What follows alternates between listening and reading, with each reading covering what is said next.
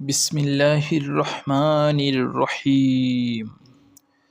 সহিহ বুখারী শরীফ এর 161 নম্বর পৃষ্ঠা হতে জুমার নামাজ পর্ব।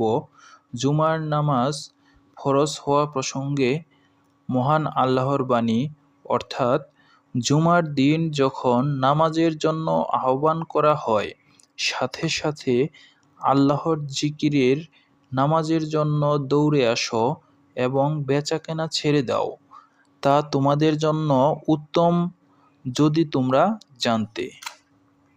এ সম্পর্কে একটি হাদিস রয়েছে, হাদিস নং 832।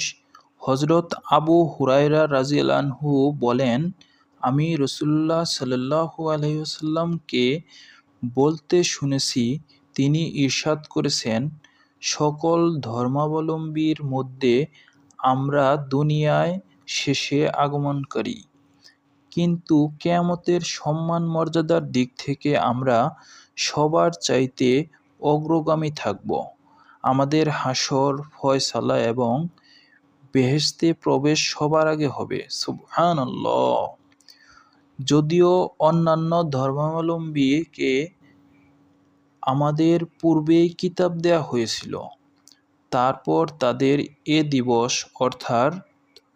অর্থাৎ জুমার দিন, যা তাদের উপর ফরজ করা হয়েছিল, তারা তাতে মতভেদ করেছে।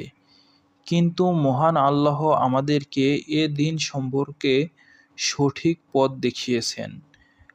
তাই দুনিয়ায় সকল লোক বর্তমানে এ ব্যাপারে আমার অনুসরণকারী।